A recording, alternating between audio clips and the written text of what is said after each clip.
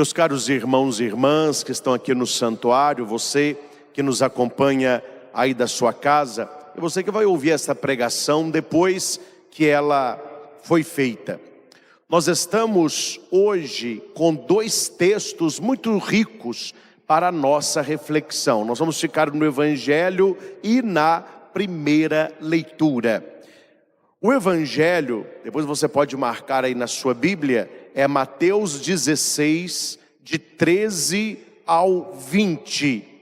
Aqui há uma pergunta de Jesus a respeito dele mesmo. É uma pergunta que geralmente nós não fazemos porque não queremos ouvir a resposta. E qual é a pergunta? O que as pessoas andam falando de mim por aí? E se você perguntar, você pode sentar, que nem sempre as respostas serão boas, porque não é de hoje que as pessoas gostam de falar e comentar e dar adjetivo. Então o que o povo fala, todo mundo sabe. Só que Jesus está nos mostrando que nem toda fala tem o mesmo peso. Uma coisa é o que as pessoas que não te conhecem falam a seu respeito. Outra coisa são aquelas pessoas que fazem parte do seu convívio, que te conhecem verdadeiramente, que são os seus amigos da sua casa. Esta opinião, ela tem um peso muito maior, porque se a primeira fala é uma fala apenas de opinião, a segunda é uma fala de definição. Muitas vezes a nossa vida não é tão agradável e tão boa como poderia ser, porque nós estamos muito ouvindo a quem não merece ser ouvido. Que as pessoas falam daquilo que não conhecem. Então a primeira pergunta que Jesus faz é: o que os homens dizem de mim? Ou seja, o que as pessoas andam falando de mim? E uma segunda pergunta: e vocês que caminham comigo? E vocês que estão perto de mim? E vocês que ouvem o que esse povo todo não ouviu? E vocês que estão vendo o que esse povo todo não viu? Quem sou eu para vocês? Veja que ele nem comenta a primeira resposta. Ele deixa a primeira resposta no ar. O que as pessoas dizem de mim? E aqui eles falam que Jesus parece com João Batista, Elias, Jeremias, profeta, quer dizer, homens valorosos da Bíblia, mas que são opiniões periféricas, não definem Jesus de verdade. Veja que Jesus nem perde tempo comentando. Ele nem disse: pessoal, não sabe quem eu sou mesmo, hein? Cada um tem um... Não. Ele já passa para a segunda pergunta. E a segunda, ele não apenas comenta, mas ele vai tecer muitos comentários e vai fundar ali a sua futura família, que é a igreja, que já está presente nos 12, mas que seria aberta para o mundo todo. A primeira pergunta é: o que os outros dizem de mim? A segunda pergunta: o que vocês dizem de mim? Pedro que vai responder: tu és o Messias, o Filho do Deus vivo.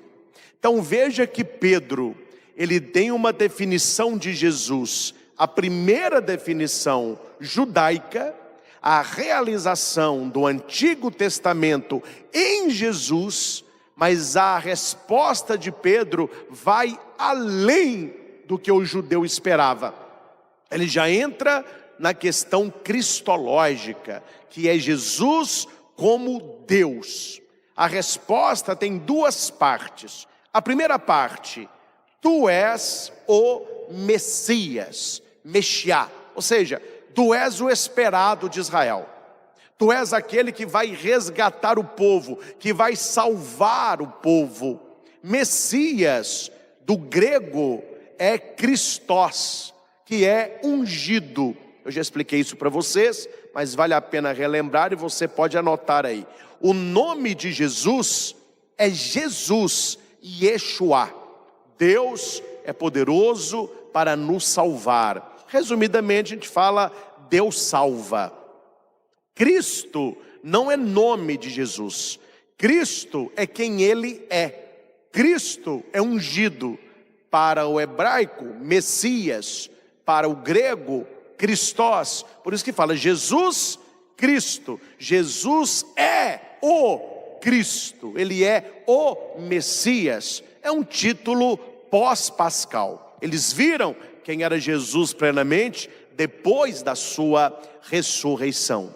Só que Pedro aqui, meus caros, ele não se resume a uma definição judaica apenas. Ele vê Jesus muito mais que o Messias. Ele é Messias, mas não é um homem. Ele é Deus encarnado. Ele olhando para Jesus, ele vê o que os anjos falaram para Maria na Anunciação.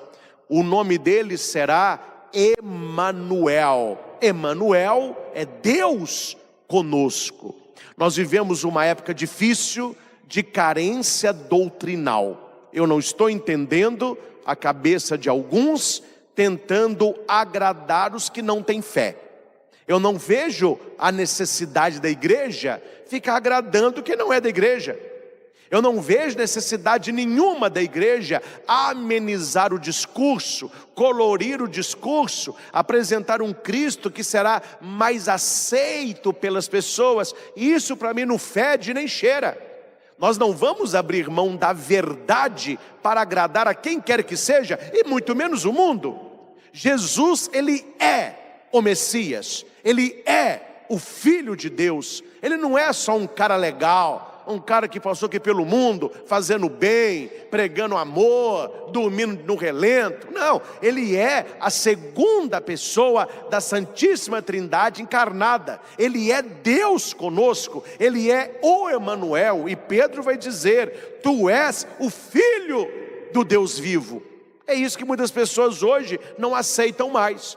Ah não, Jesus é um cara muito legal, é um sábio, é um político, é um pregador, é um itinerante, é um revolucionário, mas não é que ele é filho de Deus, é um homem muito bom. Não, as definições estão erradas. Jesus Cristo é o Messias, ele é o Filho do Deus vivo. Então Pedro, ele vai na pessoa de Jesus. Não aquilo apenas que Jesus faz, mas aquilo que Jesus é. Então ele é o Messias e ele é o Filho do Deus vivo. Ele é o Filho de Deus. Ele é a segunda pessoa da Santíssima Trindade. Se na primeira resposta Jesus não comenta nada, nesta assertiva de Pedro, Jesus vai comentar muito. E aqui nós temos como se fosse um ping-pong, um toma lá da cá. Jesus, ele manda e Jesus devolve. Jesus pergunta quem ele é. Pedro vai dizer: tu és o Messias. E Jesus, olhando para Pedro, vai dizer: tu és Pedro. Veja que aqui é uma comunicação intrínseca. Pedro conhece Jesus e Jesus conhece Pedro, que até então era Simão. Pedro define Jesus e Jesus define Pedro. No Catecismo da Igreja Católica, e você que tem, vale a pena ler essa parte, no credo, quando está: creio em Jesus Cristo, seu único Filho, nosso Senhor, o Catecismo da Igreja vai nos ensinar que o nome de Jesus identifica-se com a sua missão salvífica, que ao mesmo tempo que o nome de Jesus define a pessoa de Jesus, define a sua vida, a sua missão, o mistério da sua encarnação até a sua ascensão. Jesus é um nome, Yeshua, mas qual é a missão de Jesus? Salvar a humanidade. Ele é o Salvador. Então o nome de Jesus define quem ele é e ao mesmo tempo a sua missão. Quando Jesus muda o nome de Simão para Pedro, ele não está mudando apenas o nome, mas ele está dando uma missão. como o nome de Jesus é nome e missão, o nome de Pedro é nome e missão, que é Cefas, pedra. Então, quando Jesus diz que Pedro, do aramaico, é Cefas, ele está mostrando qual a missão daquele homem dali para frente. Aqui prometida, depois da ressurreição de Cristo, infundida, que é ser o pai da igreja, o ponto de unidade da igreja. É interessante, meus irmãos, eu penso que para um religioso, seja irmã de caridade, seja um frei, seja um padre, um bispo, para ir em programas de pergunta e resposta, hoje está muito badalado podcast, né? Podcast da vida, ou programa de perguntas e respostas. A primeira coisa que a pessoa tem que ter na cabeça, que ela não está ali para falar o que ela acha, porque se era para falar o que ela acha, ela fica na casa dela. Aí quem quiser escutar, vai lá. Hora que a pessoa é chamada para esses programas, esses questionamentos, ela tem que responder a doutrina da igreja. Não é aquilo que ela acha, é aquilo que a igreja crê. É o depósito da fé. Ah, padre, mas se a pessoa respondeu a igreja quer, ela não vai ser convidada. Pois que não seja, que não seja. Há uns anos atrás, sem falar o nome do programa, um programa do SBT queria me levar lá para uma entrevista. Viu o trabalho aqui da Mesa da Família, muita gente. Aí eles mandaram pelo e-mail algumas perguntas. Na época, a secretária lá da nossa presidente era a Patrícia. Aí eu respondi as perguntas, falei, olha, pode enviar para mim. Ela ficou toda animada. Não, padre, agora é esperar o convite. Falei, pode ficar tranquilo, nem responder eles vão. Porque eu conheço como que a banda toca. A hora que eles lêem algumas perguntas que eles fizeram lá, o senhor é a favor do padre se casar? O senhor é a favor de ordenação de mulher?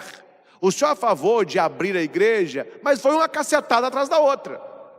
Respondi o que a igreja crê. Meu filho, até hoje, se eu estivesse, estaria esperando tal convite para tal programa. Isso não interessa para a mídia mundana. Eles não querem saber de doutrina, nem entender a igreja. Eles querem é polemizar. É a turma do mimimi. E tem gente que adora agradar quem não é crente. Adora agradar quem não frequenta a igreja. Adora florear a doutrina, porque hoje as pessoas têm comichão no ouvido e elas não aceitam mais a doutrina pura, elas querem um bem-estar. A igreja é o lugar do bem-estar. As pessoas confundem igreja com spa. Eu estou na igreja para eu relaxar. Eu estou na igreja para eu me sentir bem. Eu estou na igreja porque eu estou estressado. Eu estou na igreja porque está muito quente, dentro da igreja é fresquinho. Não, meus irmãos, nós estamos na igreja porque nós acreditamos que Jesus é o Messias, é o Filho de Deus vivo. Haverá quem aceite, haverá quem rejeite. As portas da igreja estão abertas, não é a tônica de hoje? Para todos e para todos. Aqui para nós, a porta da igreja sempre esteve aberta para todos, até cachorro entra, né? Agora, a pergunta é, que portas que estão abertas? E a pessoa que entra por essa porta, ela entra para quê? E isso não foi dito. E tem gente que não entendeu a frase do Papa. Parece que o Papa disse que a igreja agora liberou a porta e vamos gente. Não, vamos gente. Mas qual é a porta? A porta da conversão. A porta da mudança de vida, a porta estreita, apertada. E é verdade, se a porta da igreja está escancarada para todos, a porta do céu está aberta só para os santos. Não pense que a porta do céu sofreu reforma, e não pense que a igreja virará uma baderna para agradar os que não são dela. Cuidamos de todos, mas cuidamos dos nossos e defendemos os nossos valores e a nossa doutrina, porque a Bíblia, ela é doutrinal. Se a pessoa aceita a verdade, ela faz parte da família de Deus. Se ela diz não ao Senhor e não à verdade, é escolha dela. Então, para esta pessoa, as portas da igreja se fecharão. Não que a igreja fechou a porta, mas ela escolheu fechar a porta não pertencendo à família de Deus. Então veja, meus irmãos, que Pedro poderia ter amenizado a resposta ficando no Messias. Ah, tu és o Messias. Não vou falar mais não, para não contrariar, porque o judeu não vai aceitar, falar que Jesus é Deus, vai criar polêmica, então vamos... Não, Pedro dá a definição exata: tu és o Messias, tu és o Filho do Deus vivo. Os outros podem não saber, mas nós sabemos, tu és o Cristo. E Pedro recebe de Jesus a devolutiva: feliz és tu, filho de Simão. Meus irmãos, olha que frase bonita. Para ficar mais pesada a frase, vamos repetir como o anjo disse. O anjo disse a Maria: Ave, cheia de graça. Jesus diz para Pedro: Ave, Petrus. Ave é alegra-te. O anjo saudou Maria: alegra-te, porque você é cheia de graça. Pedro ouve isso da boca de Jesus: alegra-te. No caso de Pedro, porque você sabe quem eu sou. Se alegre, Pedro, porque muitos não sabem e muitos não querem saber. Você sabe. Então alegra-te, feliz és tu, Simão, filho de Jonas. Por que filho de Jonas? Porque Jesus conhece Pedro. Jesus sabe da história de Pedro. Jesus sabe que Pedro traz no seu coração não aquilo que ele começou, mas aquilo que ele herdou. Nós somos muito dos nossos pais. Nós trazemos muito dos nossos avós. Então ele vai dizer: tu és Simão, e eu conheço a sua história. Você é filho de Jonas. Mas quem te revelou quem sou eu não foi a sua família, não foi carne, não foi sangue, mas o meu Pai que está nos céus. Então veja, meus irmãos, que Jesus vê em Pedro alguém que teve uma revelação especial. E o que é revelação? Revelação é Apocalipse. Quem não entende nada de Bíblia, fala assim: nossa, o livro do Apocalipse é o livro do fim do mundo. O livro do Apocalipse é um livro que a gente não pode nem ler. A palavra Apocalipse significa revelação. E o que é o significado da palavra revelação? É tirar o véu. Revelar, tirar o véu. Olhando para Jesus, ele tinha um véu. Qual é o véu? A humanidade. É um homem. Pedro recebe a revelação. O véu é tirado e ele vê quem é Jesus de verdade, que é o Messias, o Filho de Deus. E isso recebe um elogio de Jesus: feliz és tu, Simão. Meus irmãos, o que é que te faz feliz? Onde que você coloca a sua felicidade? Nós temos a felicidade plena e nós temos os momentos de felicidade, que é bom também, né, gente? A gente também não nasceu para ter uma vida somente de dificuldade. A sua família reunida é felicidade. Um churrasquinho no final de semana, felicidade. Fazer exercício, felicidade. Passar na prova, felicidade. Namorar com aquela pessoa que você gosta, felicidade. Casar com quem você ama, felicidade. Tem um neném, felicidade. Casa própria, felicidade. Comprar o seu carro, felicidade. Ter saúde física, felicidade. Um dinheirinho no banco, opa, felicidade.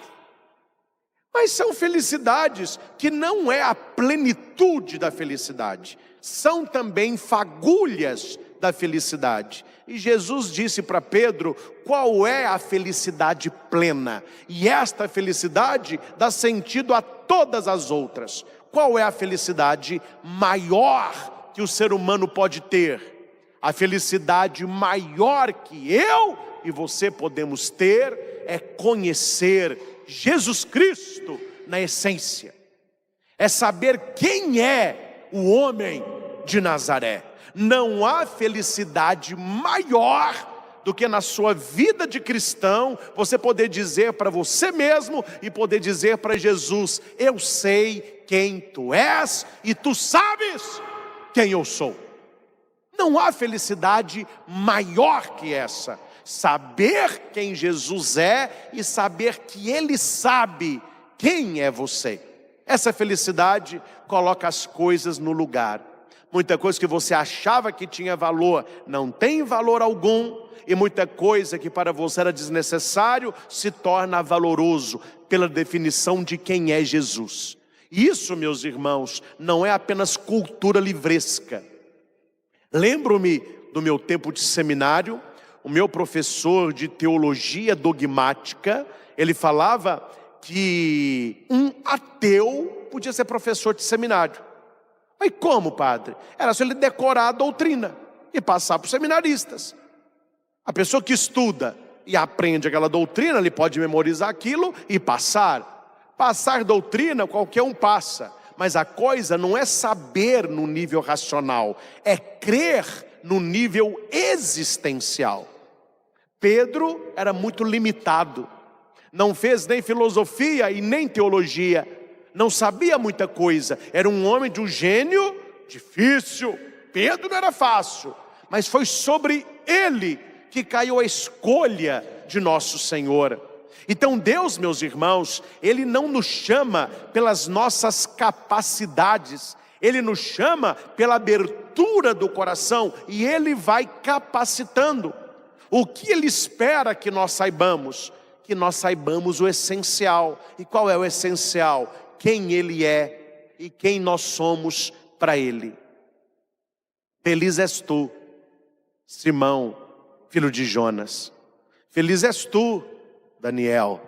Feliz és tu, Maria das Graças. Feliz és tu, Ricardo. Feliz és tu, Pâmela.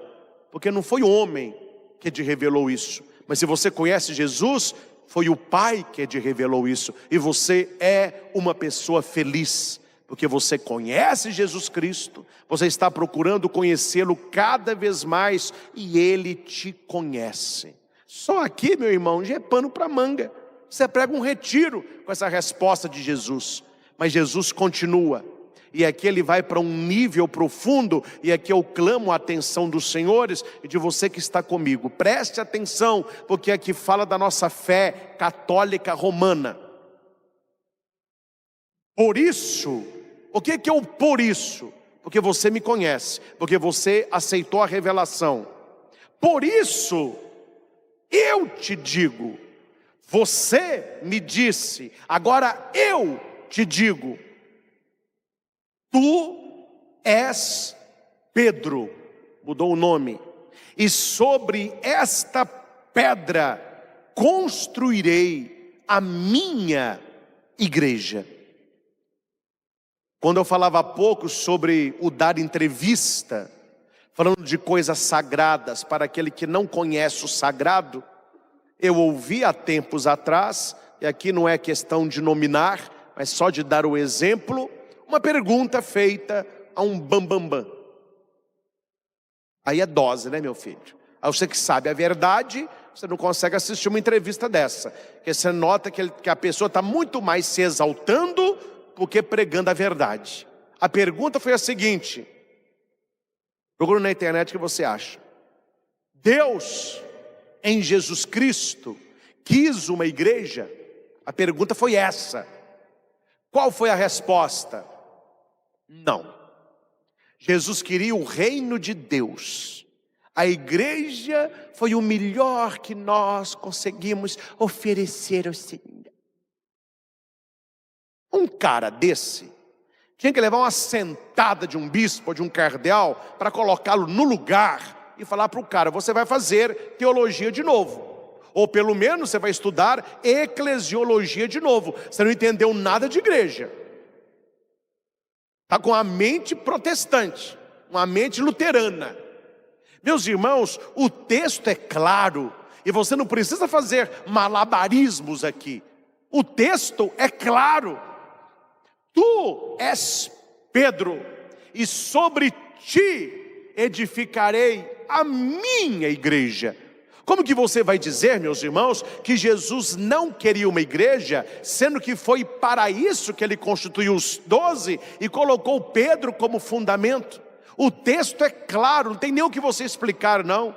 Jesus está dizendo: sobre ti edificarei a minha igreja. E a igreja já estava sendo edificada. Como? Nos 12, que simboliza as 12 tribos de Israel. Os 12 discípulos é um novo Israel. A mulher do Apocalipse, uma coroa com 12 estrelas, lembra a família de Deus, a família apostólica, a família eclésia, que é a igreja. Agora surgiu aí, porque nós estamos num mundo complicado, né? Se ninguém defender a fé, daqui a pouco está todo mundo ateu. Surgiu agora um estudioso, olha o estudioso, falando que o número 12 dos discípulos é um número simbólico, que não eram 12, que tinha um tanto de gente lá. E entre os 12, certamente tinha muita mulher, muita mulher. Esse negócio de colocar 12, isso é só um simbolismo, é só para comparar a igreja com as tribos de Israel. E que se tinha mulher lá nos discípulos, que não eram 12, podia ser 9, podia ser 20, podia ser 100, haviam mulheres ali. Então por que não ordenar as mulheres também diáconos, diaconisas? Por que não ordenar a mulher padre, para a mulher celebrar a missa? Por que não colocar uma mitra na cabeça de uma mulher, para ela ser bispa? Não é? E daqui a pouco pegar esse pessoal aí do arco-íris para colocar sentado no trono de São Pedro. É isso que eles querem. É isso que eles querem. Então, meus irmãos, se você não conhece a doutrina da sua igreja, se você não está fundamentado na palavra, qualquer pessoa que tem uma má intenção, ela vende gato por lebre. E como você não conhece, você compra. Porque, gente, vocês têm que entender uma coisa: esse pessoal não vai parar. Você vai abrindo para eles exceções, eles querem mais, eles querem mais, eles querem mais. Eles querem até usurpar o primado de São Pedro. Não vou dizer aqui, para não ser processado, o que nós ouvimos no retiro do clero, o pregador falando, até onde eles querem chegar com essa abertura total da igreja a seja quem quiser. Então nós precisamos entender que Jesus tinha na sua mente a sua família. Um outro texto muito bonito, que não é o texto do Evangelho, mas que serve para a gente pensar, é quando Jesus está pregando dentro de uma casa, e ali a casa está lotada de pessoas, e a sua família chega para buscá-lo, porque eles estão achando que ele está com um parafuso a menos. E sua mãe está lá fora. E Maria pede para alguém chamá-lo. Alguém chega para Jesus e diz assim: Senhor, a tua mãe está lá fora e te chama. E Jesus responde: quem é a minha mãe? Quem são os meus irmãos? A minha mãe, meu pai, meus irmãos, a minha família é aquele que ouve a palavra e a coloca em prática. Aqui é uma técnica de desfamiliarização. Jesus tinha a sua família, mas ele abre a sua família para aquele que acolhe a sua palavra. A minha família é a igreja, ele está dentro de uma casa, é a casa do homo, de onde sai o templo. O texto não diz, mas os estudiosos dizem que quando Maria ouviu a resposta, ela entra, se senta e vai ouvir o filho, porque ela é da família, ela é da igreja, de quem ela será mãe no futuro. Então agora vai me dizer que Jesus não queria uma igreja, que Jesus veio aqui para falar de amor, para curar alguns, falar do reino, mas não criou algo que nos identificasse com Ele. Cuidado, meus irmãos, quando nós aceitamos falas desse tipo, você coloca a igreja como contingente. Você coloca a função do Papa como desnecessária, como uma função humana. Apenas foi criada para fingir que é o que nunca foi. E a palavra não nos ensina isso. Sobre ti construirei a minha igreja. Igreja é eclésia. Igreja, meus irmãos, não é CNPJ. Nós aqui do Brasil, vocês de maneira especial, né? Você que está em casa, vocês convivem muito com pessoas não católicas, com muitos evangélicos, protestantes. E as pessoas vão falando na sua cabeça, e água mole em pedra dura, você sabe como que funciona? Aí tem muito católico que tem na cabeça a ideia protestante. Aí a pessoa acredita que quando fala igreja, é uma porta aberta com a placa. Igreja é um CNPJ. E no Brasil é mais fácil você abrir uma igreja que um boteco. Boteco leva 15 dias, igreja 3, você pode abrir, lasca a pregação, tá valendo. Então na cabeça de muitos, igreja é um lugar. Aqui é a igreja do Frei Galvão, na frente da minha casa tinha um bar, agora é uma igreja. Na minha cidade tinha um cinema, agora é uma igreja. Não é isso que Jesus está falando. Quando ele fala sobre ti edificarei a minha igreja, é a palavra eclésia, que significa assembleia, que significa família reunida. Qual a definição de igreja? É a família de Deus.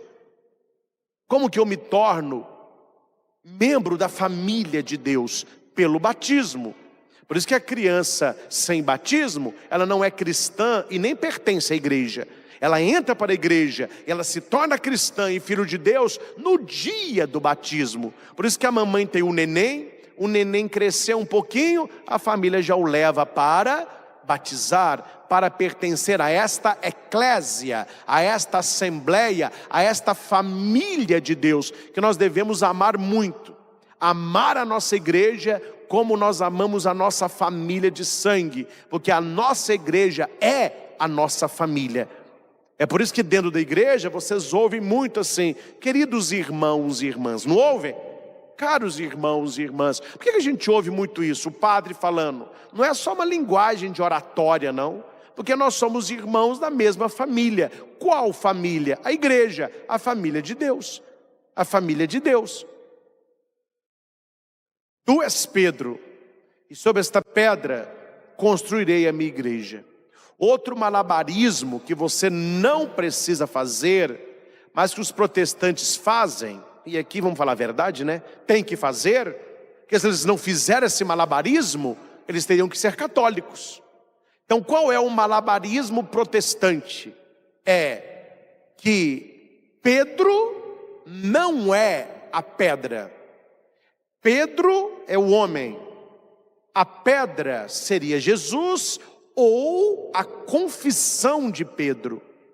Jesus é o Senhor. É uma frase muito usada pelos protestantes, pelos evangélicos. Porque na cabeça do protestante, do evangélico, principalmente das igrejas neopentecostais, é que se você diz, Jesus é o Senhor, Jesus vai dizer para você, sobre ti edifico a minha igreja. É por isso que na cabeça do protestante, que não é a nossa cabeça, na cabeça do evangélico, ele pode fundar a igreja dele. A gente até fala, é a igreja do pastor tal. Tal lugar aí tinha a igreja quadrangular. Era o pastor com o sobrinho. Eram os dois pastores. Eles brigaram. Aconteceu uma rusga lá, eles se separaram. O sobrinho fundou uma igreja para ele, porque não combinava com o tio. Para não ficar quadrangular, ele fundou a igreja triangular. E algumas pessoas foram com ele. Para o mundo evangélico e protestante, isso é normal, porque eles interpretam o texto assim: aquele que diz que Jesus é o Senhor, sobre ele Jesus edifica uma igreja. Por isso que as igrejas não param de surgir, e cada um tem que inventar um nome.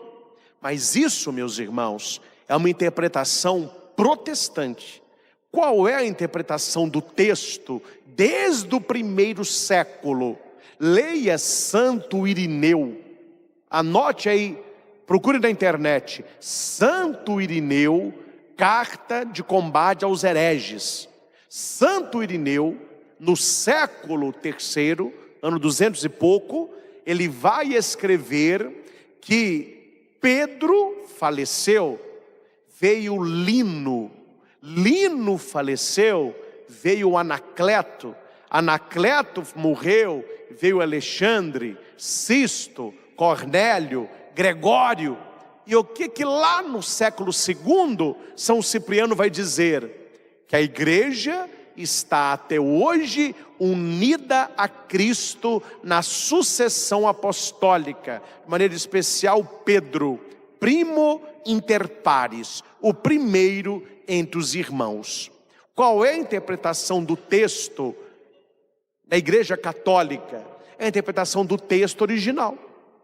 A pedra que Jesus fala é Pedro, porque quando Pedro ouviu da boca de Jesus esta frase, Jesus não falou em grego, tampouco em latim e muito menos em português. É dose, né, meu irmão? Tem gente que interpreta a Bíblia em português, achando que Jesus falou em português. Jesus falou em aramaico. E aramaico, Cefas, que é pedra, é a pedra onde a igreja vai construir, que é Cefas. Então é como se Jesus dissesse assim: tu és pedra, e sobre ti, entre parênteses, sobre esta pedra, construirei a minha igreja. Então a igreja foi edificada sobre a pessoa de Pedro. Leia Atos dos Apóstolos. Não dá tempo de eu fazer isso aqui com vocês. Eu tinha que ter com vocês uma noite inteira para estudar isso aqui. Mas leia Atos dos Apóstolos e vá marcando nos Atos a proeminência de Pedro e a devoção que toda a igreja tem para com ele. Há muitas coisas que acontecem só com Pedro. Dia de Pentecostes, ele fez a pregação, todos ouviram, ele tomou a palavra. Quando Pedro foi preso, a igreja toda orava por ele. No concílio de Jerusalém, sobre a circuncisão, Paulo vai ter com Pedro saber o que devo fazer.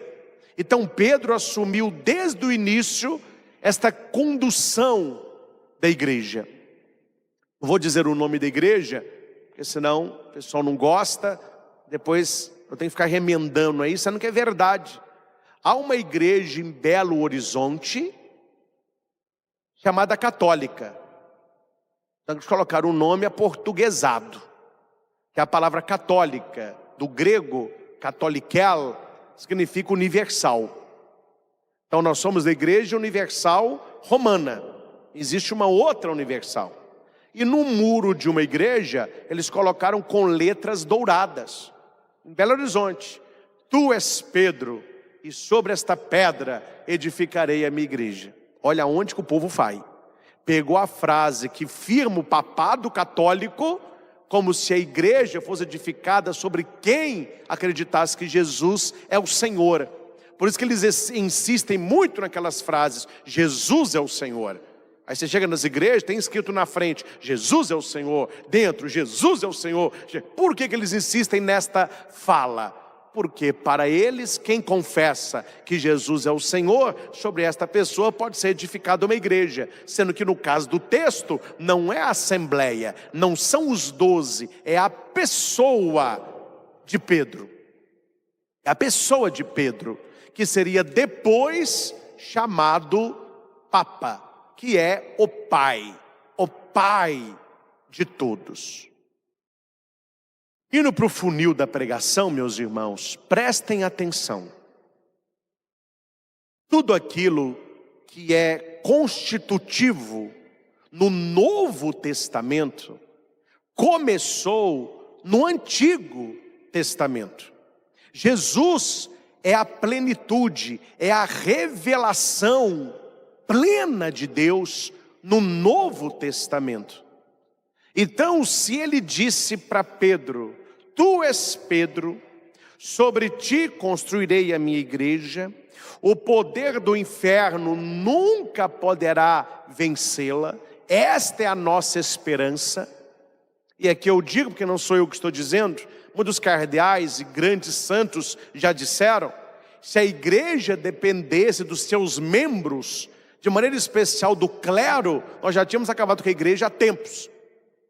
Mas a palavra diz: o poder do inferno não prevalecerá sobre ela. Esta é a nossa esperança, porque é da boca de Jesus. Eu te darei as chaves do reino dos céus. Tudo que ligares na terra será ligado no céu. Tudo que desligares na terra será desligado nos céus. Quando você vai a Roma, principalmente nos prédios do Vaticano, todos os prédios da Santa Sé têm na entrada duas chaves cruzadas. Você está em Roma, você viu qualquer prédio com duas chaves cruzadas, pertence ao Vaticano. Quando você entra na Praça de São Pedro, o que você mais vê é Pedro com a chave. Você entra na Basílica Papal, tem a chave no chão, tem nas colunas. Que chave que é essa? Claro, nos casos que a gente ouve, piadinha, papo de boteco, é como se Pedro estivesse no céu com a chave, ele ia abrindo e fechando a porta. O pessoal brinca assim: Pedro tem a chave do céu, então ele abre e ele fecha. Meus irmãos, preste atenção. Quem dera que todo católico ouvisse isso aqui. A fundamentação do papado católico não está na Idade Média, mas está no Antigo Testamento, consolidado por Jesus e já vivido na patrística, no primeiro século, pelos padres da igreja. É mais um argumento protestante errado. Está equivocado, não confere a verdade dos fatos. Dizer que a Igreja Católica foi fundada por Constantino em 313, por influência da sua mãe, Santa Helena. As pessoas não conhecem Bíblia, vão conhecer de história. Então muitos aceitam que quando Constantino se converte ao cristianismo, ele vai e funda a Igreja Católica. Meus irmãos, para alguém fundar alguma coisa, ele tem que criar. E Constantino não criou absolutamente nada. O que Constantino fez? Constantino reconheceu a igreja das catacumbas. Porque eu tenho uma pergunta para protestantes que eles não me respondem. Se Constantino fundou a igreja em 313, o que ficou entre a ressurreição de Cristo e 313? Para eles só 3 séculos depois fundar um negócio. Com essa lacuna, o que existia aí? Meus irmãos, a resposta é lógica. Não tem nem que estudar história, é só usar o QI. A igreja fundada sobre Pedro, ela continuou depois de Cristo nas catacumbas, escondida, porque era uma igreja perseguida. Leia a história de Paulo, que era Saulo. Ele matava os cristãos.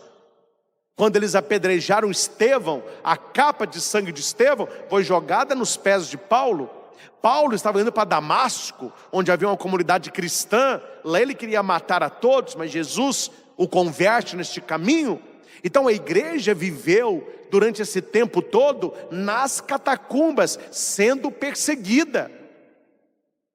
Por influência da sua mãe, Santa Helena, que foi à Terra Santa à procura do santo lenho, que é a cruz de Nosso Senhor, e graças a Santa Helena, nós temos lá hoje aquelas basílicas lindíssimas, a Basílica da Anunciação, a Basílica das Bem-aventuranças, de Caná. Onde ela foi passando, ela foi fazendo basílicas. E quando você for na Terra Santa, e desejo que você vá, quando você estiver entrando no Santo Sepulcro, tem um corredor que você passa, sobe uma escadaria para chegar no Santo Sepulcro. Você verá toda cercada uma cadeira bem velha. De quem que era aquela cadeira? De Santa Helena. Santa Helena sentava naquela cadeira, era mãe do imperador. É um poder que a gente não conhece. O imperador tinha um poder ilimitado. A comitiva de Santa Helena eram centenas de pessoas, arquitetos, soldados, engenheiros, tudo naquela época de melhor Santa Helena levou para a Terra Santa, e ela sentava na sua cadeira e ficava vendo a construção daquelas grandes basílicas. Então Santa Helena, quando encontrou o santo lenho, ela volta, e eu estou resumindo a história bem, né? E ela faz uma profecia ao seu filho, que ele venceria a guerra pela cristandade, e não por ele. Constantino vence uma guerra que para ele era impossível, e foi uma jogada política, que é quando Constantino vê o Senado romano, a maioria já eram cristãos, já eram católicos ali. Ele vê a sua mãe católica, ele vê os seus generais cristãos. O que ele fez? Para ele não ficar sozinho, ele declara a igreja cristã, a igreja católica, oficial do seu império. Atenção, meus irmãos, é uma palavra só, mas que muda tudo. Constantino não fundou a igreja católica, ele reconhece como religião oficial do império a igreja que já existia nas catacumbas. Então, os bispos, os presbíteros, o povo de Deus que vivia escondido, agora eles tomaram conta de todo o império. Os templos que eram pagãos foram destruídos. O próprio Panteão, que está em Roma e de pé até hoje, é um prédio redondo, enorme, o topo dele é aberto, era um templo pagão, era todo revestido de bronze. Constantino mandou arrancar o bronze todo e mandou de presente para o Papa da época. O Papa revestiu a primeira basílica constantiniana, que caiu, era a grande Basílica de São Pedro. Caindo essa, fizeram a atual agora, Basílica de São Pedro. E se você olha, só uma curiosidade, aonde o Papa preside a missa pela televisão, aquelas colunas que vão rodando, o baldaquino de Bernini, aquilo tudo é de bronze. E de onde saiu todo aquele bronze? Do Panteão, que era um templo pagão. Eles oferecem o bronze para um templo cristão católico. Ali está o túmulo de São Pedro, que havia uma capeloca, um monte onde a Santa Sé está construído, chama Vaticano, porque era o terreno de uma das filhas do imperador, chamada Vaticana.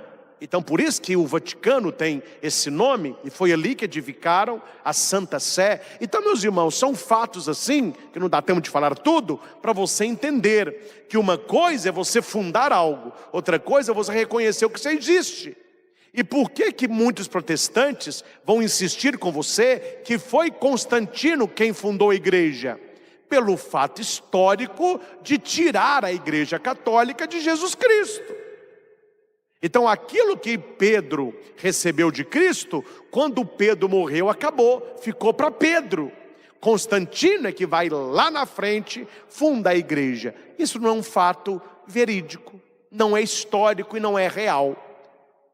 Santo Irineu, já falei dele para vocês, vai mostrar a importância da sucessão apostólica. O que caiu sobre Pedro veio sobre Lino, Anacleto, Alexandre, Gregório, Sisto e chegou até a Francisco. O nosso amor, meus irmãos, e fica bem claro isso, não é a pessoa do Papa, mas é ao cargo que ele está. Porque daqui a pouco ele morre e vem outro, como morreram tantos e vieram outros. Então há pessoas que dizem assim: eu não gosto do Papa Bento, eu não gosto do Papa Francisco. Olha, aqui não é questão de gostar e não gostar, é questão de ter o devotamento àquele que está no trono de São Pedro. E é importante notar que o cardeal Jorge Bergoglio, ele foi com este nome até o cardinalato. Quando ele assume o papado, já não é mais ele, é o Papa, e ele tem que mudar o nome. Ele escolheu Francisco. Então a nossa alegria em estar com o Papa não é porque ele é assim ou é assado, é porque ele é o canal direto com Jesus Cristo. Ele é o vigário de Cristo sobre a terra, por isso nós o devotamos. Eu participei agora da Jornada Mundial, lá em Lisboa. Gente, é fora do comum, é coisa de Deus. Você reunir 1.800.000 jovens. Eu geralmente, quando eu lia matérias com este número, eu nunca estive num evento assim. Eu lia. A Jornada Mundial no Rio reuniu 2 milhões de jovens. Teve tal coisa, tal lugar, reuniu 500.000 pessoas. Eu lia número. Mas agora eu estive num evento que tinha 1 milhão. e 800 mil pessoas. Eu nunca imaginei ver o que eu vi. É como se você olhasse aqui, quem está aqui em Divinópolis, essas ruas aqui, aquelas montanhas de lá, vai dobrando, só gente. Gente, 1.800.000 pessoas reunidas é gente para puxar com rodo. Eu nunca vi isso na minha vida, eu fiquei encabulado. Mas você olhava, porque tinha uns helicópteros, e eles filmavam de cima e passavam no telão. E nós da imprensa, eu fui para evangelizar, nós tínhamos um toldo, onde a imprensa ficava, bem perto ao Santo Padre ali. Era um toldo grande. A hora que o helicóptero jogou no telão, aquela multidão, nós ficamos um pontinho amarelo no canto assim, ó. Aí que eu vi o que não era gente. E o que mais me chamou a atenção na jornada? Padre, me diga, qual foi a sua experiência maior da jornada? Foi durante a Via Sacra. Eu assisti as 5 primeiras estações. Depois eu saí no meio do povo, porque tinha um corredor onde a gente podia passar. A gente podia chegar lá embaixo, numa praça redonda lá de Lisboa, e podia subir até perto do altar do Papa. Então era uma caminhada longa, como se fosse daqui, mais ou menos na rodoviária ali. Eu fui até a metade do caminho. O que me tocou nessa jornada? O Papa, um homem muito idoso, andando de cadeira de rodas, nem em pé fica, falando com aquela vozinha de vovô, porque já é um vovozinho, não tem uma beleza física, só tem um pulmão, um homem doente, fala muito pouco, mas me tocou profundamente a fala do Papa Francisco. E eu andando no meio daquela multidão, você ouvia um mosquito. Eu nunca vi isso na minha vida. Mais de 1 milhão de jovens, um silêncio absoluto. As pessoas em oração, os jovens com o terço na mão, isso me tocou profundamente. Falei, meu Deus, não é humano, não é só um homem, não é só um velhinho, tem alguma coisa sobrenatural. Coloque aí num lugar, não vamos colocar 1 milhão não, coloque lá na sala da sua casa, 20 jovens, olha o auê que eles fazem. Olha o professor para dominar uma sala de aula, 30 para ficar calado. 1.800.000 em silêncio absoluto, ouvindo 10 minutos da fala de um senhor de 80 e tantos anos. Se não for o Espírito Santo, você me diga o que é. E isso eu fiquei impressionado, porque na minha cabeça, antes de ir, eu falei, deve ser um auê. Imagina quando reunir esse povão todo, deve ser uma bagunça. Meus irmãos, impressionante. Eu filmei, só que na filmagem não é igual lá. Eu filmei lá assim, ó. A hora que a gente olhava, não é a mesma coisa, porque na filmagem vinha gente assim longe, né, olho nu, mas na filmagem reduz muito. Eu parei assim, ó. Assim, ó. Gente, esse povo está todo hipnotizado, dormindo. Você não vê risada, você não vê gente comendo, você não vê gente namorando. Aquele silêncio. 1.800.000. Tu és Pedro. Ontem, Pedro. Hoje, Francisco. Sempre Cristo. O Papa Móvel, ele passava sentado, nem levantava os braços tanto, ficava só assim, ó. Quem viu os vídeos lá, né? Eu fico doido. A hora que o Papa apontava, o povo ficava louco. Papa, esta é a juventude do Papa. E ele passava assim, ó. Por que esse carinho? Você segue idolatrando um homem. Não, não é um homem. Porque se fosse um homem, quando João Paulo morresse, a igreja acabaria. Quando o Papa Bento morresse, muita gente sairia. Não, é um cargo. E aquela batininha branca, ela vai passando de papa para papa, e o nosso amor não é ao homem, mas é aquilo que ele representa para nós. Sobre ele está edificada a igreja. Ele é o ponto de união. E se nós somos católicos, apostólicos e romanos, é graça à sucessão apostólica, que vem de Pedro até hoje. 267 papas. Se você vai voltando, você vai terminar em Pedro. E onde que está, meus irmãos, a origem do papado? Aqui já é outro argumento que os protestantes vão usar com você, e tem católico que ri amarelo e não sabe responder. Me mostra na Bíblia aí, onde que tem papa escrito aí? Me mostrem onde que Pedro foi o primeiro papa. Onde está escrito isso aí? Quer dizer, é uma pegadinha que você não vai entrar nessa. Porque se na Bíblia não está escrito a palavra papa, não está escrito que pastor tinha que pregar com terno. E é o que eles fazem com orgulho, e devem fazê-lo. Tem pastores bem alinhados. Mas agora você vai fundamentar na Bíblia? Sendo que certas coisas foi surgindo com a evolução histórica, também do pensamento e da realidade. Mas o fundamento, meus irmãos, isso aqui tem que ficar claro para você. O fundamento do papado na igreja, o Santo Padre, não é uma invenção medieval. É isso que eles querem passar. Quem inventou o cargo de Papa foi a Idade Média. Aí você vê a estruturação do papado na Idade Média, e na sua cabeça eles veem como criação do papado. E onde que está a fundamentação? Está na primeira leitura que ouvimos do profeta Isaías. Anote aí na sua Bíblia, Isaías 22, 19 a 23. Está falando do reino de Davi. E por que a igreja hoje traz esta primeira leitura? E no Evangelho, tu és Pedro. Porque o papado está fundamentado aqui. E atenção, nós chamamos o Santo Padre de Papa por causa deste texto. Porque ele é para nós um pai, um papai. Daí, Papa. Olha o que diz a leitura. Nós temos aí Sóbina, que é um administrador do palácio. O nome dele seria Albaíte, o cargo dele, não é? Albaíte, que significa sobre a casa. Para você entender, é como se fosse um primeiro ministro. É um cargo de confiança. E o que é um cargo, meus irmãos? É algo que vai passando. Ele vai passando. Então aqui vai dizer: eu vou te destruir. Aqui, só para vocês entenderem, que eu não vou entrar nisso, por que Sóbina, ele vai perder o seu cargo de administrador? Porque ele fez um túmulo para ele gigantesco, ele fez um mausoléu, e ele usou o dinheiro do povo.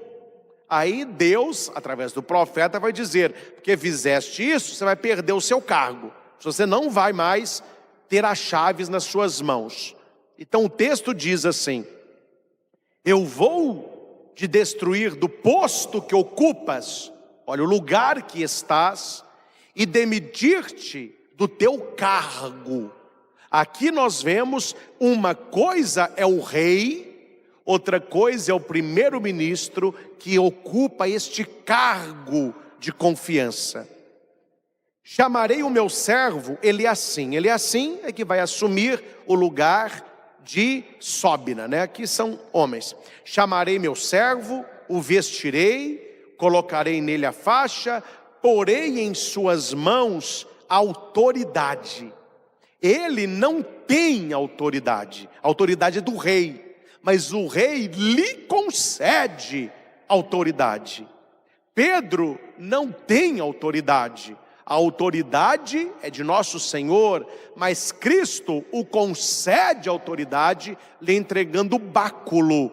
Naquele texto, depois da ressurreição de Cristo: tu me amas, tu sabes tudo, tu sabes que eu te amo, apacenta os meus cordeiros. Quer dizer, a igreja é de Jesus, o rebanho é de Jesus, mas ele entrega o báculo na mão de Pedro, ou seja, você vai tomar conta, é um cargo, sobre o rebanho você tem autoridade. E aqui, ele será um pai para todo o povo. Aqui está o fundamento do papado. Pai é papa. Então quem é o papa? É como se fosse o nosso pai mais velho na fé. Um dia eles me perguntaram, numa turma de crisma, se nunca vai ter um papa de 30, 40 anos. Falei: nunca, meu filho, porque só pode ser papa quem é cardeal. A pessoa chega perto do episcopado com 50 anos. Ele vai lá para o cardinalato com 60, 60 e tantos. Até chegar no conclave, que o papa morre para eleger um cardeal, a maioria dos cardeais já são pessoas de mais idade. Mas por quê? Porque ele é esse papai, o papa. E é muito interessante, até na igreja a coisa muda rapidamente. Os cardeais, estou falando dos cardeais, eles que participam do conclave, são todos iguais ali, são todos cardeais. Todos vestem a púrpura, que é a roupa vermelha, que está o sangue pela igreja. Então eles olham assim, e ficam pensando, quem de nós será o Papa aqui? Quem vai ser o sucessor de Pedro? Então só tem cardeais ali. Há as eleições, os escrutínios, a questão dos votos. Se não elege o Papa, se coloca os votos na chaminé e coloca um produto onde a fumaça é negra, quer dizer, houve a votação, mas não elegeu o Papa. Quando elege o Papa, queima os votos com alguma palha e incenso, então vai sair muita fumaça branca. Aí os sinos da Basílica tocam, foi eleito o Papa. Então nesta hora, atenção, tem lá os cardeais, aí o cardeal Carmelengo, que é o que está à frente da votação, vai dizer assim, nós já temos um irmão que sentará no trono de Pedro, é o cardeal, vamos supor, Francisco, é o cardeal Jorge Bergoglio. Aí todos os toldos caem, só fica em cima dele, o pessoal já bate palma, né? Aí o cardeal Carmelengo chega perto dele e pergunta, tu fostes eleito sucessor de Pedro, aceitas a eleição? Aí ele vai responder ali com as palavras dele. E logo o cardeal já pergunta, com qual nome você quer ser chamado? Qual é o seu nome? Aí o Bergoglio falou, Franciscos. Aí o cardeal já levanta o cardeal eleito, ele entra numa portinha, é chamada a Porta das Lágrimas, onde ele fica lá um tempo sozinho, deve chorar bastante. Aí entra o mordomo da casa pontifícia, já saúda o novo cardeal como papa, já é papa, e ele vai experimentar nele algumas batinas brancas. Geralmente fica umas 5 de tamanhos diferentes, não sabe quem é o cardeal, né? Aí põe nele a melhor que sirva naquela ocasião. Já põe a roupa nele, já põe o solidéu branco, ele já entra na Capela Sistina depois, vestido como papa, ele já está de branco. Os cardeais que participam da eleição, eles dizem que ali eles veem uma ação plena do Espírito Santo, que quando ele entra de branco, já não é mais aquele cardeal, já é o Santo Padre. Então ele se senta, todos os cardeais vão até ele, se ajoelham, beijam o anel, promete a obediência, e quem olha aquele cardeal não lembra mais de quem ele era. Dali para frente, ele é o Papa, ele é o papai, ele é o ponto de encontro de todos. Eu estou dizendo o que alguns cardeais do Brasil já relataram, tanto com João Paulo como Bento XVI, que a hora que ele muda a batina, até o rosto do Papa muda. Eles viram que sobre ele realmente repousa uma plenitude especial para que ele conduza a igreja. E você pode ver isso. Olhe na eleição do Papa, claro que não mostra as votações, mas mostra os cardeais fazendo voto. Eles colocam a mão no livro e prometem que pelo Espírito Santo vão eleger o sucessor de Pedro. Veja no vídeo o Papa Francisco, o Bergoglio. É um cardeal no meio dos outros. Passa despercebido, ele vai, põe a mão, faz a oração, ele está até com óculos com aro preto, ele senta. Depois, assista logo depois, ele aparecendo de branco na Basílica de São Pedro, saudando os fiéis. Você vê claramente que é uma outra pessoa. Não é só a roupa que mudou, alguma coisa ali aconteceu. É o papai. Ele será um pai para todos os habitantes. E atenção, para de achar que chave é para abrir porteira de céu. Aqui está escrito, eu o farei levar aos ombros a chave da casa de Davi. Assim como eles deram para este mordomo, esse primeiro ministro, as chaves do castelo, quer dizer, ele abre e ele fecha, que são as chaves de Davi, Jesus, que é da descendência de Davi, ele pega esta chave e coloca nas mãos de Pedro. Pedro é que tem agora a chave. E o que significa chave? Chave é poder. Chave é poder. Aqui não tem esse problema não. Mas alguns padres reclamam, quando eles vão para uma outra paróquia, os donos das chaves. Vou nem entrar nesse assunto. Os donos donos da chave. Quem tem a chave? Eu. Então a pessoa se acha que tem chave. É um símbolo de poder, porque a chave abre e fecha. É claro que no Frei Galvão muitas pessoas, não muitas, mas as que precisam, têm chave que abre muitas salas. E a pessoa tem um certo, entre aspas, poder, porque quem não tem a chave vai pedir a quem tem a chave para abrir. Então a pessoa abre e a pessoa fecha. Até aí não tem problema nenhum. O problema é quando a pessoa acha que ela é dona da chave, né? Aí o padre tem que tomar a chave, né? Mas a chave é este poder de abrir e de fechar. Esse primeiro-ministro, ele tinha a chave do quarto do rei, ele tinha a chave do salão de festas, então ele tinha o poder nas mãos. Quando Jesus recebe este poder de Davi e passa as chaves na mão de Pedro, é um sinal de poderio. Aquilo que é lícito para a igreja, que é permitido, o Papa vai dizer, e os fiéis católicos aceitam. Aquilo que é proibido, o Papa vai dizer, e os fiéis católicos aceitam, porque ele tem a chave. O que ele abre está aberto, o que ele fecha está fechado. Então, meus irmãos, claro que tem tantas outras coisas, mas o nosso tempo urge. Mas foi bom que deu tempo de passar para vocês muita e muita coisa que a maioria dos católicos nem sonha em saber. Estão igual uma bolinha de isopor, só boiando. Vocês agora têm o fundamento, vocês entenderam muita coisa, e eu anotei, faço questão de terminar lendo só um parágrafo que eu tirei da fala do Papa Bento XVI, quando era ainda o cardeal Joseph Ratzinger, prefeito da Congregação da Doutrina e da Fé. Ele se referindo ao papado, ele vai dizer assim: o Papa não é uma invenção medieval. Santo Irineu, citando o santo que eu disse, Santo Irineu reconhece a primazia da igreja de Roma já no século II. Então para com isso, que o poder de Roma surgiu lá na Idade Média. Não, no século II, Santo Irineu já escreve. E o mais importante que eu anotei aqui: o papado é algo que está profundamente enraizado no judaísmo, que foi exatamente no livro de Isaías que nós lemos, e profundamente enraizado na vontade e na intenção de Jesus.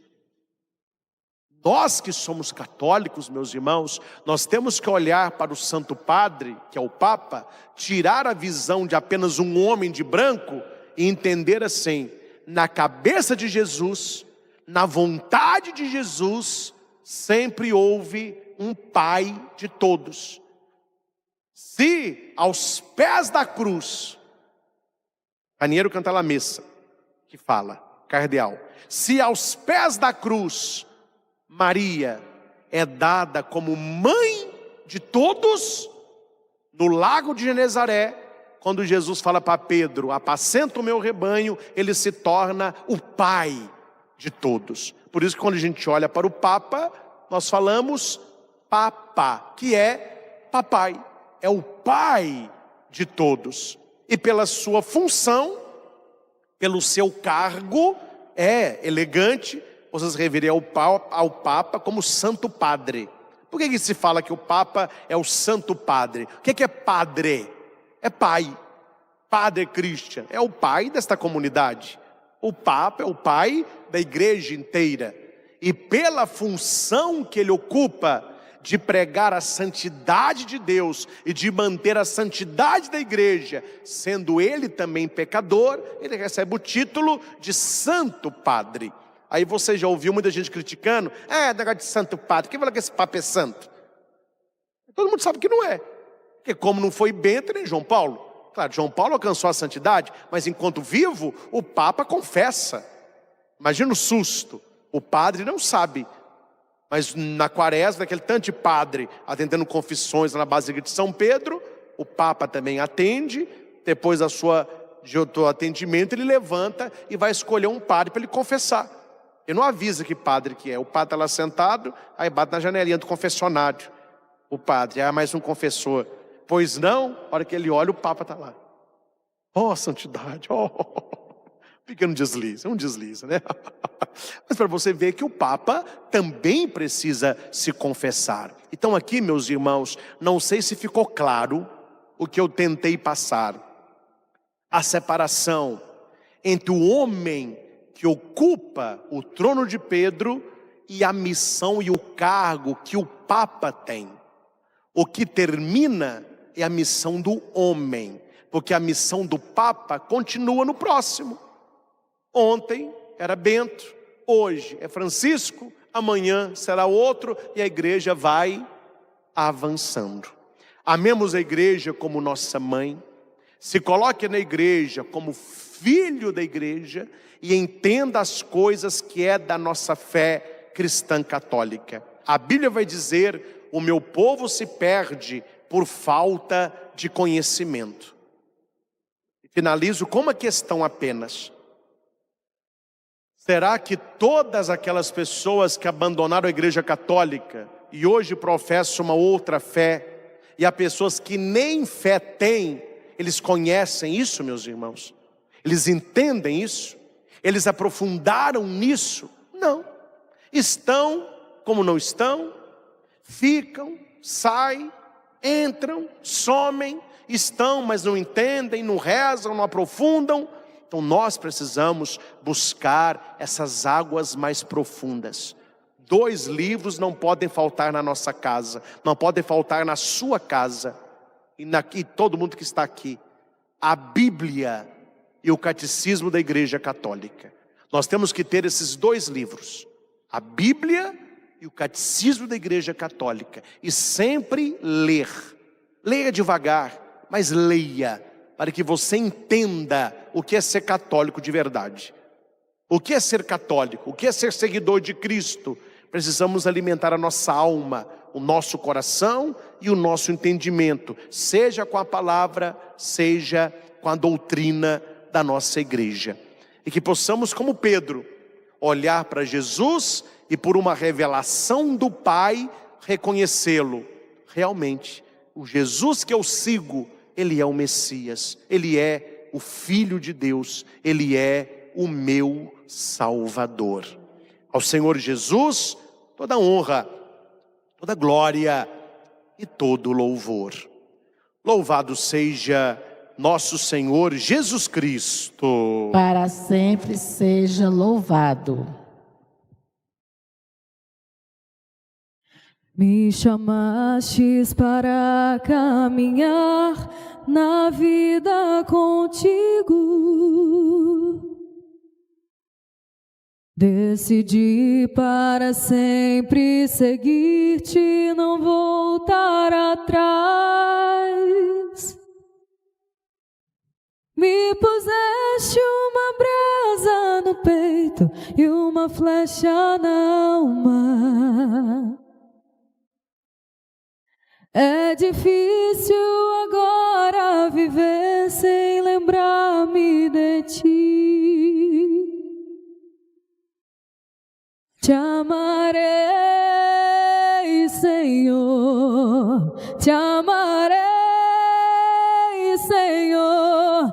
Eu só encontro a paz e a alegria bem perto de ti.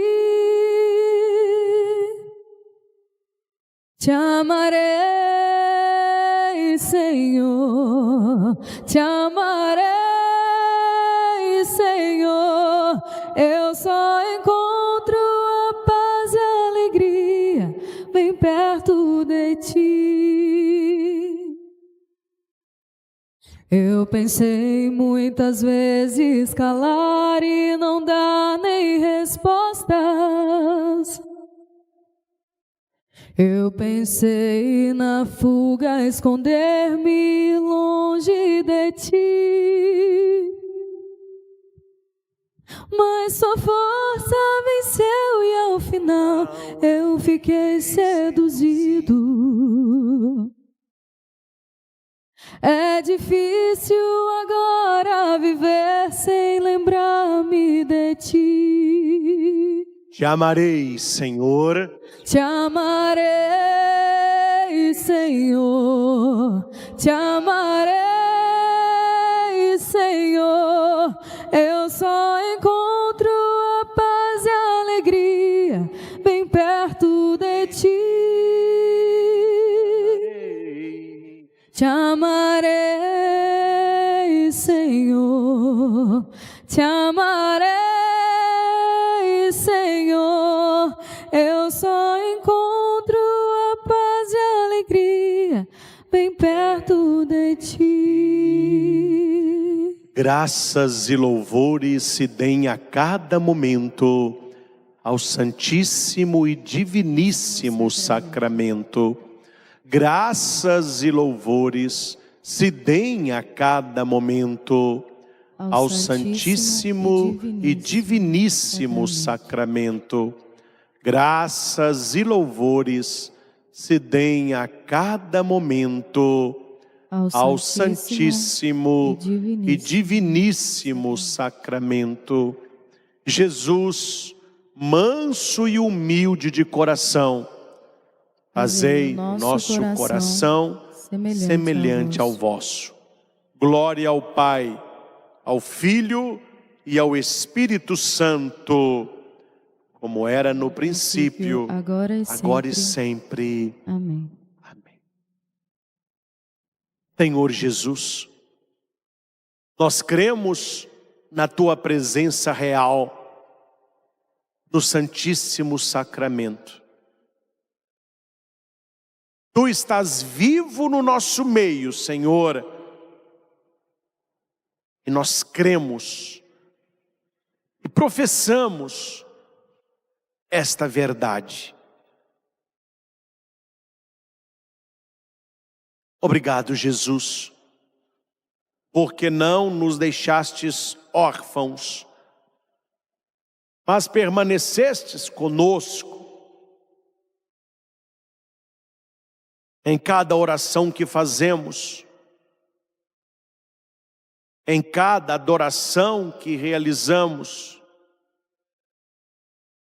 em cada missa que participamos. Tu se faz presente. Obrigado, Senhor, porque podemos te buscar e podemos te encontrar. Nós não somos apenas aqueles que buscam, mas nós somos aqueles que encontramos, porque nós sabemos aonde tu estás.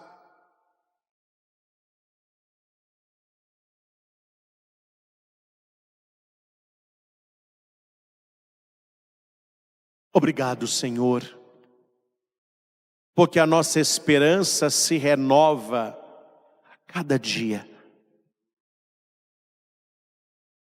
Porque olhando para os nossos impossíveis e olhando para as tuas promessas, nossos corações se aquietam, a paz reina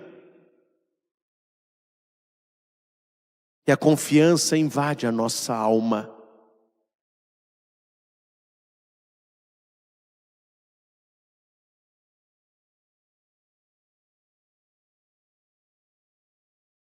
Se o mundo e as pessoas dizem que tudo pode dar errado, olhando para ti, nós acreditamos que tudo pode dar certo.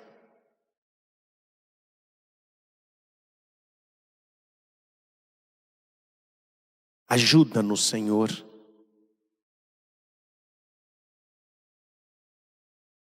Permanece conosco, Senhor.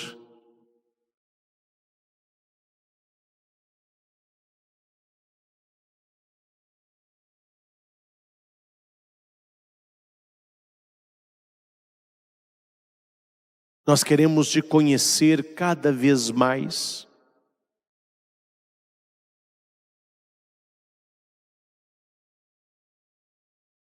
Nós queremos entrar no teu coração.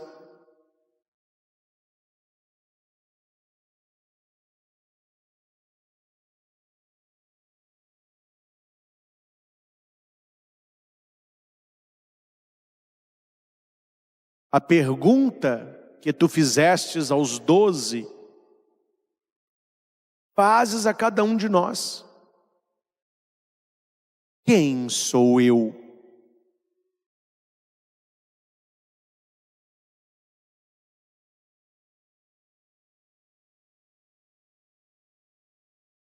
Senhor, nós unimos as nossas vozes, a única voz de Pedro, para professar: Tu és o Messias, Tu és o Cristo, Tu és o Filho de Deus vivo. E nós cremos em Ti, nós acreditamos em Ti. Esteja conosco, Senhor, assim como nós queremos estar contigo.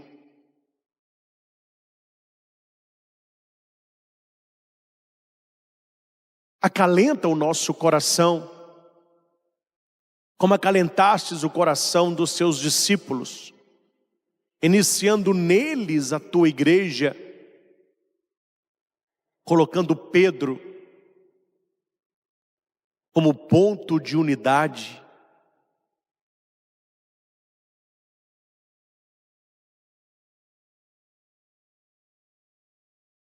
Dai-nos esta graça, Senhor, de amar a igreja como amamos a nossa família.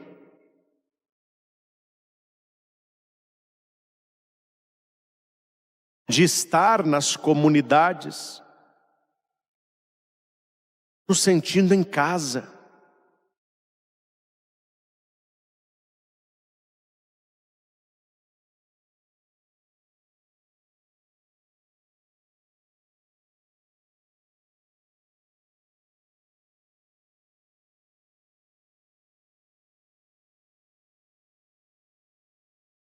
E afasta de nós tudo aquilo que separa, tudo aquilo que divide, tudo aquilo que afasta.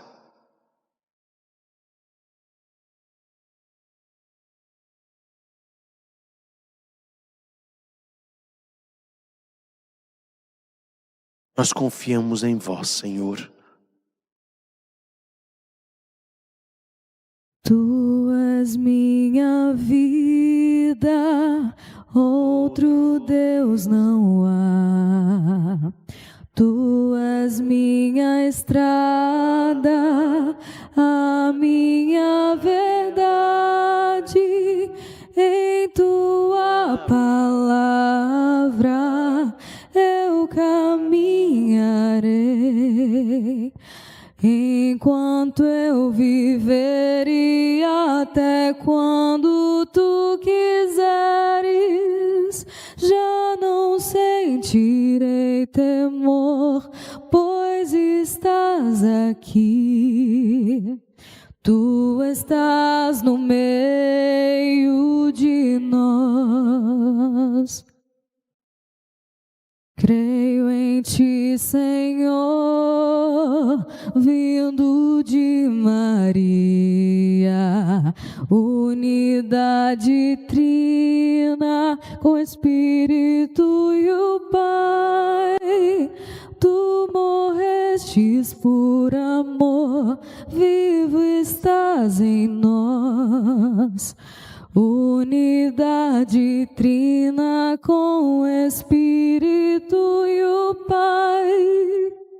E um dia eu bem sei, tu retornarás e abrirás o reino dos céus. Tu és minha vida, outro Deus não há.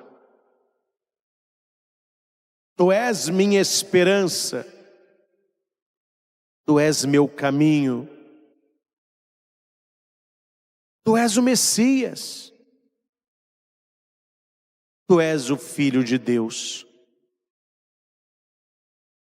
É por isso, Jesus, que nós te pedimos nesta manhã, por nós e pelas nossas famílias. Terminai em mim a obra começada. Você consegue ver na sua vida qual a obra que Deus começou em você?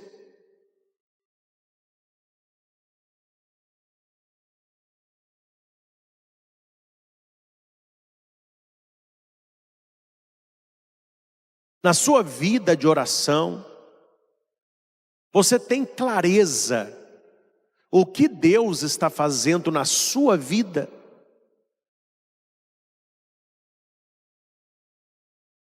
Porque aqui é uma graça muito grande, meus irmãos.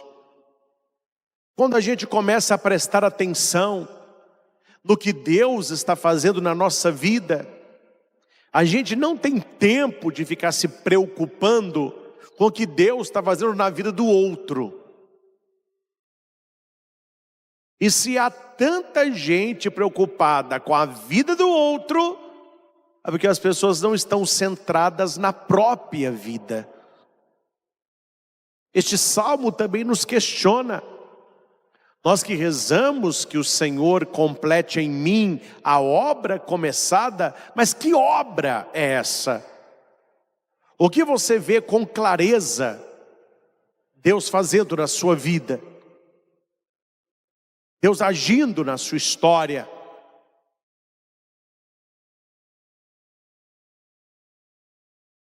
Se você hoje é uma pessoa melhor do que você já foi há tempos atrás, onde que Deus trabalhou em você?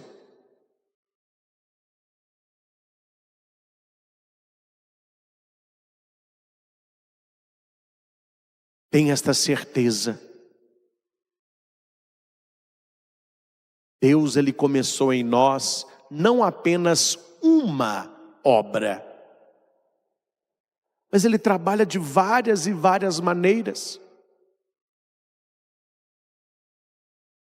Quantas vezes, meus irmãos, nós apresentamos ao Senhor algo na nossa vida que precisa ser trabalhado, que precisa ser mudado.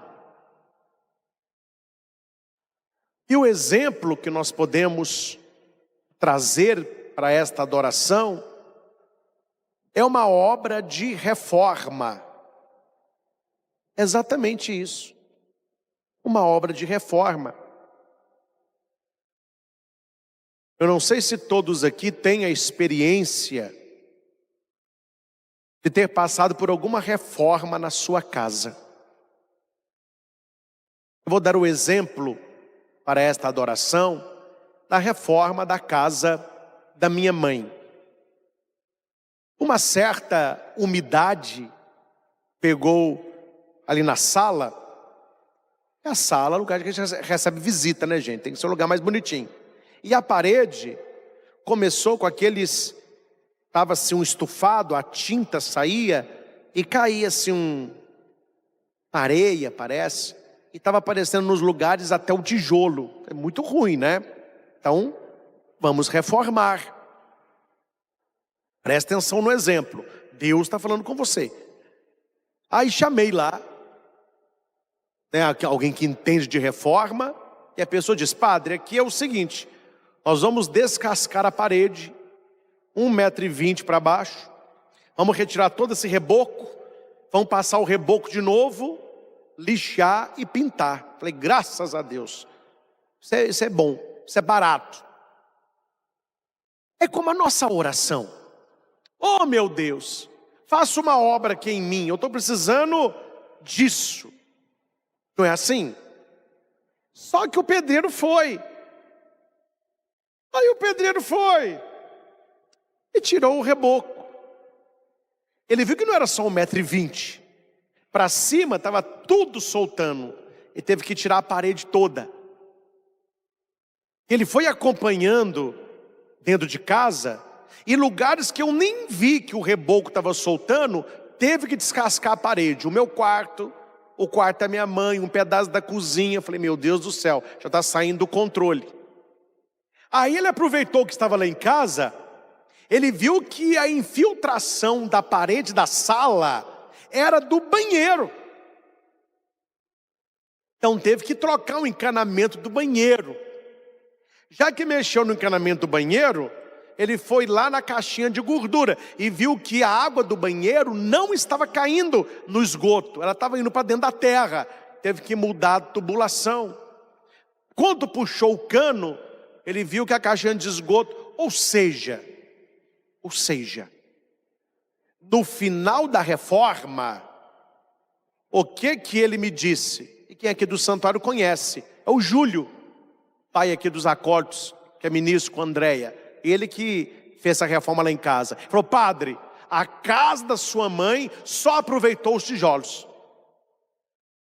E é um milagre, né? A gente não sabe de onde sai dinheiro. Você vai apagando, trocou o piso que estava estufado, descascou as paredes, tocou a fiação, estava em tempo de pegar fogo na casa da minha mãe, trocou cano, quebrou, mas fez um auê. O exemplo você entendeu? Essa casa que precisa ser reformada é a nossa vida. E às vezes a gente vai falar para Deus assim, oh meu Deus, o que eu preciso mudar é isso aqui. É só uma coisa. Aí você apresenta para Deus aquilo. Aí Deus começa a trabalhar ali. Ah, meu filho. Mas quando Deus começa a trabalhar ali, Ele vai vendo que não é só ali.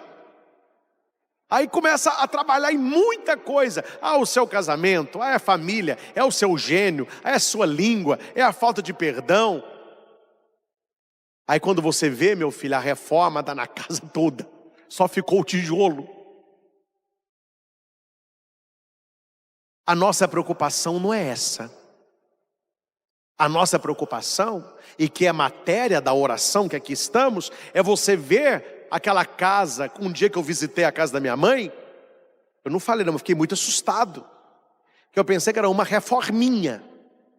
Quando eu entrei na casa da minha mãe, que eu vi só tijolo, as lâmpadas, só que esfite pendurado, o piso todo quebrado, falei, meu Deus, era para reformar, destruiu, foi tudo, caiu uma bomba nisso aqui.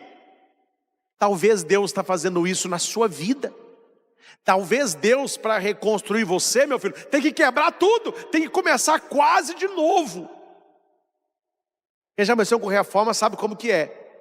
Ah, já que puxou um cômodo, vamos pintar a casa toda. Já que trocou uma janelinha, vamos trocar da casa toda. Já que quebrou o piso do meu quarto, vamos trocar também do corredor. Deus, Ele é assim. E é por isso que o Salmo vai cantar, Senhor, completai em mim a obra começada. Não era só o que eu pedia, sempre foi muito mais. Eu não conheço de construção, eu não entendo de construção. Para mim era só aquela parede descascada, onde o reboco caiu. Mas bastou chegar um profissional e ele disse, padre, a reforma é bem maior do que o senhor pensava. Assim somos nós. Quantas vezes a gente se acha bom demais, né? Não, eu estou tão bem, eu estou rezando tanto, eu estou num caminho de santidade. Aí a pessoa começa a se achar melhor do que os outros. Eu estou mais santo que os outros também. Aí você fala para Deus, oh meu Deus, eu estou com um probleminha só. É só um bijuzinho na parede, é só uma tinta ali. Aí Deus começa a mexer e fala, ei meu filho, só uma tinta. Eu vou te deixar no tijolo. Mas tem muita coisa para fazer na sua vida. Nossa Senhora, está tudo ruim. Não é para a gente achar ruim, mas é para falar com Deus. Oh meu Deus, então vamos fazer o seguinte, o senhor vai começar a obra, então termine. Não deixe inacabada a obra das tuas mãos. Foi o salmo da missa de hoje. Deus, quando Ele vai trabalhando em nós, Ele não fica só na tinta, Ele vai na profundidade. Ele vai na profundidade. De vez em quando a gente canta uma música, essa música não é católica, mas é bonita, né? Bonita. Aquela música de Zaqueu. como Zaqueu. Lembra? Eu quero subir. Como que é o refrão daquela música? Entra na minha casa. Casa. Entra na minha vida, que a casa é a vida. A música não fala, tira o descascado, troca o reboco, troca a lâmpada queimada. Não, a música vai dizer, mexe com as minhas estruturas. Não é isso que a música diz? Ou seja, não é coisinha que Deus quer fazer em nós, é uma obra completa. Hoje, graças a Deus, finalizou a reforma da casa da minha mãe, conseguimos. Aí quem vai lá, tudo novinho, uma casa humilde, mas tudo novinho, pintada, os negócios da minha mãe, tudo arrumadinho. Fala, nossa, que beleza. Mas quando eu fui na reforma, eu falei, meu Deus do céu, vocês acabaram com a casa. Não, aí que a coisa começou a acontecer. Talvez eu e você somos essa casa, onde o Senhor está começando uma grande renovação, que começou com uma coisa pequenininha, talvez um descascado na parede, mas foi ali que Deus foi puxando e viu que tinha muita coisa para fazer. E qual é a nossa oração? Vendo o agir de Deus na nossa vida, que começa e que persiste, a nossa oração é, Senhor, termine em mim a obra começada. Não me deixe pelo caminho, Senhor. Não me deixe pela metade. O Senhor que começou em mim uma boa obra, a levará à perfeição. É isso que nós queremos. É isso que nós rezamos. E é exatamente esta bênção que Deus vai nos conceder. Deus quer completar em você a obra começada. Não fique triste, nem preocupado, se você achou que era só um descascado na parede e Deus tirou tudo e deixou só o tijolo. Durante a reforma, é sempre um transtorno. Depois da obra pronta, é só alegria. Deus está trabalhando no coração de cada um de nós. E o nosso pedido é apenas um. Senhor, completai em mim a obra começada. Deus eterno e todo-poderoso, dignai-vos abençoar a todos aqueles que estão conosco pela TV, pelos canais no YouTube. Abençoai peças de roupa, remédios, exames, alianças, chaves do carro, da moto, do local de trabalho. Abençoe, Senhor, as pessoas doentes, seus remédios e tratamento. Abençoa as carteiras de trabalho, tantas pessoas desempregadas, tantas pessoas infelizes, com depressão, ansiedade, síndrome do pânico, preocupação. Abençoe, Senhor, esta água, para que, usada com sabedoria, recorde as promessas do nosso batismo e nos livre de todo o mal. Sobre nós, sobre os nossos objetos, desça a tua bênção, para a honra e glória do teu nome. Amém. Dê um golinho na sua água.